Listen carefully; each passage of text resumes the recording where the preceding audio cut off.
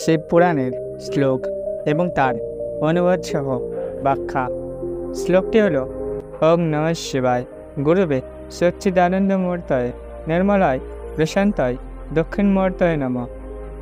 এর অর্থ হল শিব, যিনি গুরুদের গুরু, সত্য, চিত্ত এবং আনন্দময় রূপে প্রকাশমান, নির্মল, প্রশান্ত এবং দক্ষিণমূর্তি রূপে তার প্রতি শ্রদ্ধা নিবেদন করেছে।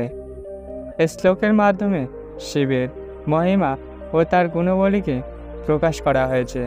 শিবকে গুরুদের গুরু বা সর্বোচ্চ শিক্ষক হিসাবে উল্লেখ করা হয়েছে। তিনি জ্ঞানের উৎস, যিনি সমস্ত কিছু জানেন এবং সকলের ওপর সদাশয়। শিবের এই রূপ সচ্চিদানন্দমূর্তি নামে পরিচিত। এই শব্দটি তিনটি অংশে বিভক্তি করা হয়েছে। প্রথমত সৎ, সত্য। শিব হলেন চিরন্তর সত্যের প্রতীক। তিনি প্রকৃত জ্ঞান, যা কখনো ধ্বংস হয় না।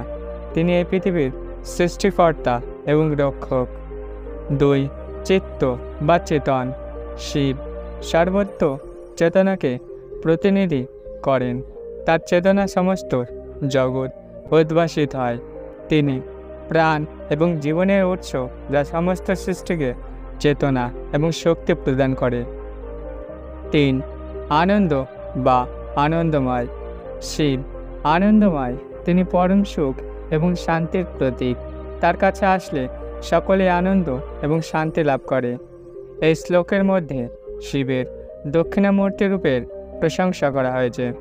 দক্ষিণামূর্তি হলেন শিবের সেই রূপ যেখানে তিনি যুবকের মতো অবস্থায় আসীন হয়ে শিক্ষাদান করেন।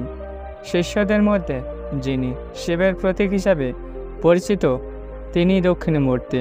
তার এই রূপে তিনি ধ্যানমগ্ন অবস্থায় শিক্ষার আলোক বৃক্ষের নিচে বসে আছেন এবং সমস্ত প্রাচীন জ্ঞানের উৎস হিসাবে পরিচিত। শিবের নির্মলতা ও প্রশান্তির ওপরও এখানে গুরুত্ব দেওয়া হয়েছে। তিনি যে নির্মল, তার মানে তিনি কোনো কল্পনা বা অবস্থাটার সাথে জড়িত নন। শিবের প্রশান্তি এমন একটি অবস্থা যা পৃথিবীর সমস্ত অস্থিরতা এবং অস্থিরতার ওপর শিব এই অবস্থার মধ্যে থেকেও সমস্ত সৃষ্টিকে সঠিকভাবে পরিচালনা করেন।